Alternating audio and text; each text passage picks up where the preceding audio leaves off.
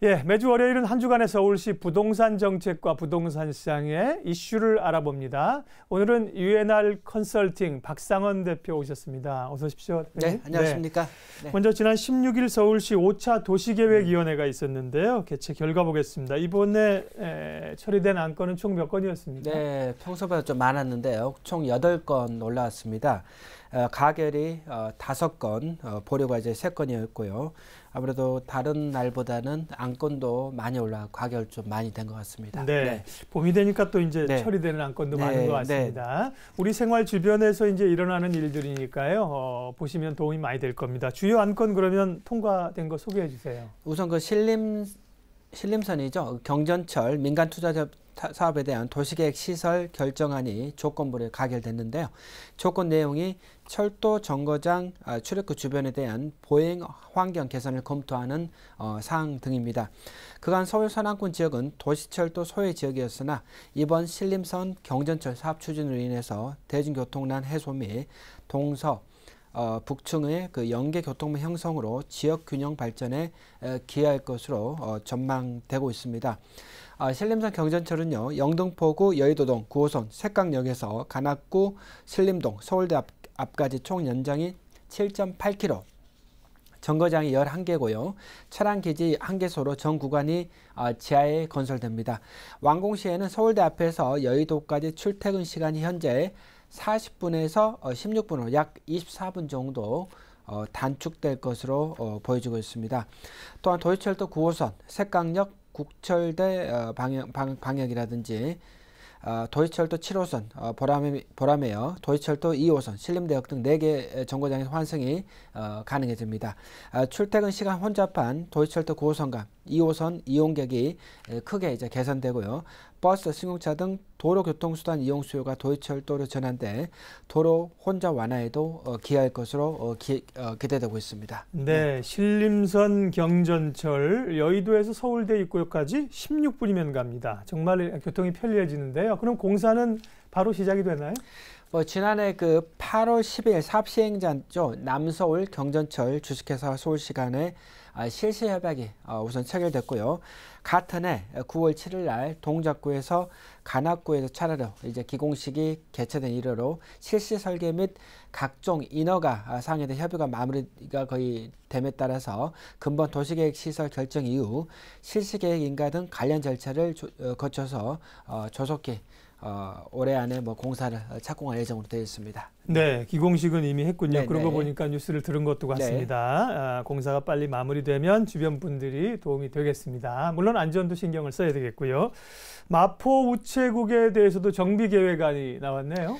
네, 기존의 그 마포 우체국의 그 도화동 17-1번지에 대한 도시환경정비구역 변경 지정 안건에 대해서 수정 가결되었습니다.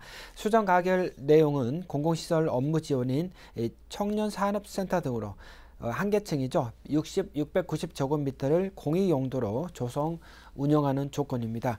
이 대상지는요, 일반 상업지역으로 기존 업무시설 마포우체국을 철거하고 지하 6층, 지상 16층,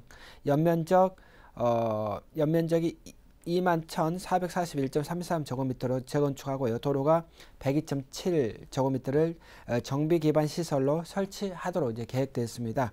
이 도시계획위원회가요, 사업 시행자가 공공시설 업무 시설인 청년상업센터 등으로 한 개층 이상을 공익용도로 조성 운영하고 조건으로 이 수정 가결됐습니다.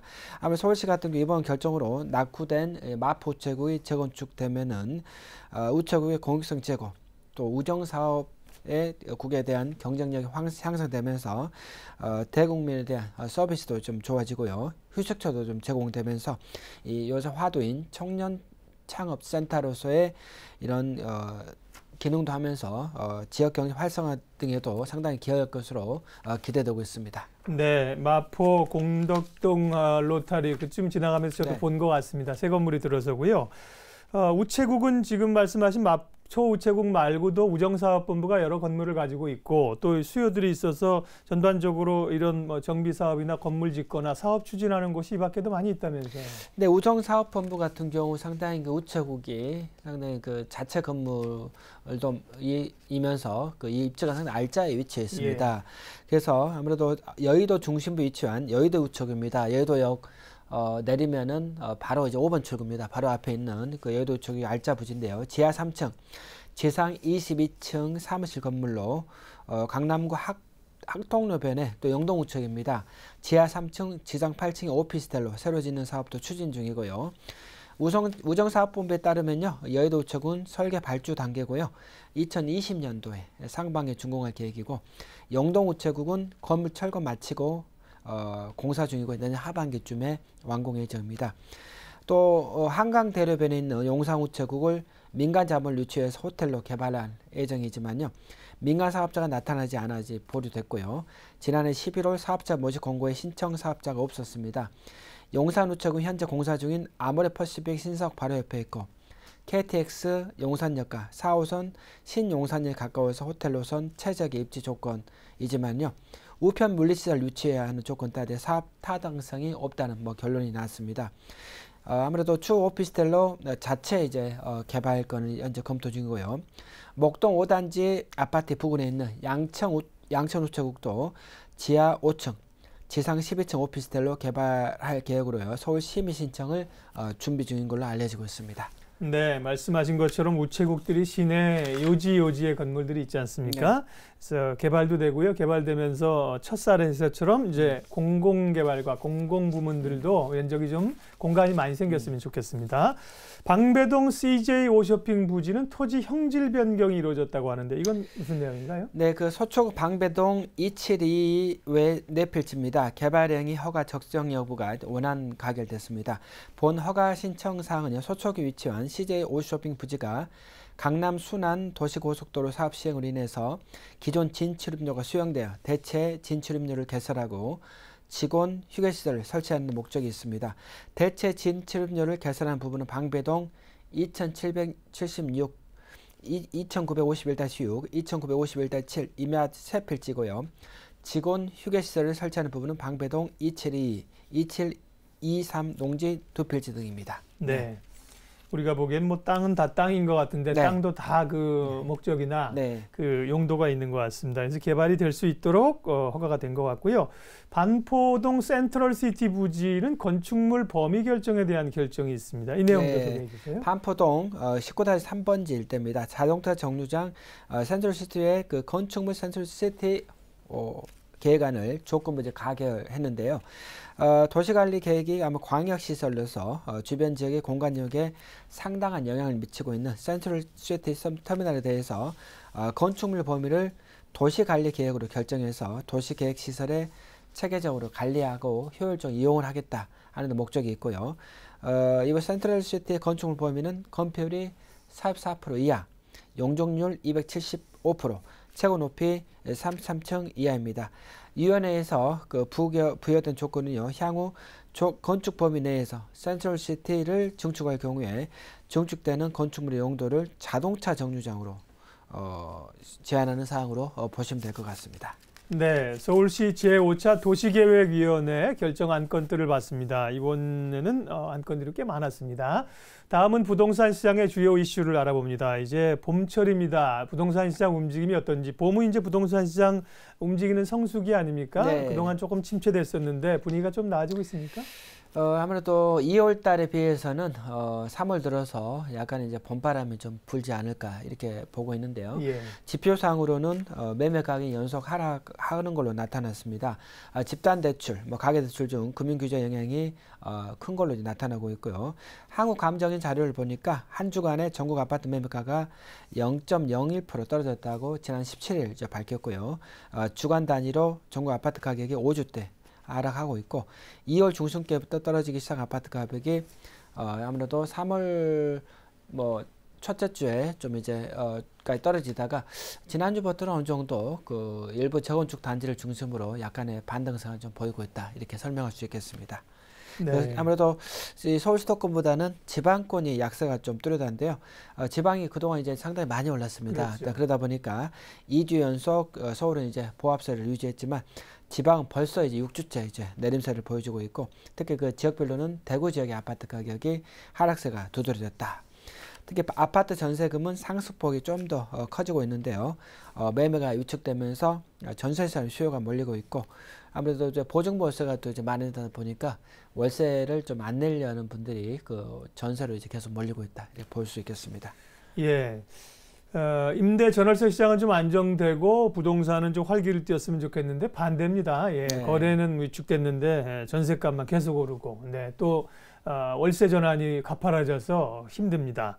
자, 그런가 하면 이제 부동산 시장 봄바람 얘기하셨는데, 봄바람 얘기하면 아무래도 분양시장이 봄에 더 영향을 많이 받지 않을까 싶은데요. 네. 예, 분양시장 분위기는 어떻습니까? 네, 특히 그 개포주공 2단지 이제 분양을 앞두고 있기 때문에 강남권이 상당히 좀 분양에 따라서 가격이 좀 오르지 않을까. 올해는 뭐 개포동이 가장 뜨거운 지역이죠. 네, 예. 그래서 지금 뭐 가격이 좀 한 달 만에 뭐 5천만 원 이상 오른 네. 단지가 많고요. 특히 아크로 리버 파크라고 신반포 1차 재건축한 게 2억 원대까지 지난해 갔다가 지금 1억 원대 떨어졌다가 다시 개포 주공 분양을 앞두고 2억 원대로 다시 회복되는 양상을 보이고 있고요. 또 오늘 2월 입주하는 레미안 신반포 팰리스, 뭐 대림 자문 재건축도 중소형을 중심으로 뭐 전세가 좀 이제 거래가 이루어지고 있습니다. 강북권 같은 경우는 올해 대형 쇼핑 단지 개장과 교통 호재가 눈앞에 다가오면서 투자자들이 주판을 튕기고 있는데요. 분양권 시장의 경우 다른 지역과 다르게 서울은 이제 바쁘게 이제 돌아가고 있습니다. 금리 인하 우려, 대출 규제 등이 겹쳐가지고 전체적으로 하락세를 보이고 있지만은 강남 상구라든지 도심 중심의 마포구라든지 이런 거는 이제 꾸준히 이제 투자자들이 몰리기 때문에 웃돈 이제 형성이 좀 되고 있고요. 전체적으로 한국 감정원 자료를 보니까요. 2월에 그 분양권 시장이 서울에 총 1741건이 거래돼서 한 달 전인 1월에 비해서 241건 늘어나서 전국적으로 24,905건이 거래돼서 1월에 32,711건에 비해서 감소한 것과 반대되는 결과를 보였습니다.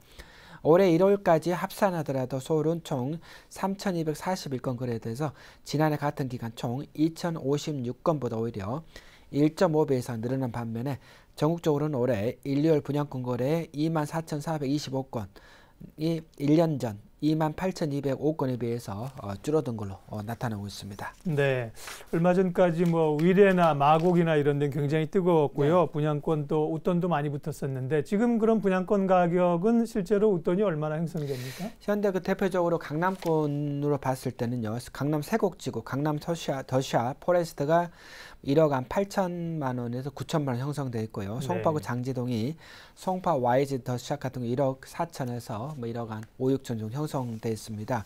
그래서 아무래도 세곡지구 강남 같은 건 146제곱미터 기준이고요. 장지동, 송파 더 Y샵이 전용 96제곱미터 이렇게 기준으로 보시면 될 것 같습니다.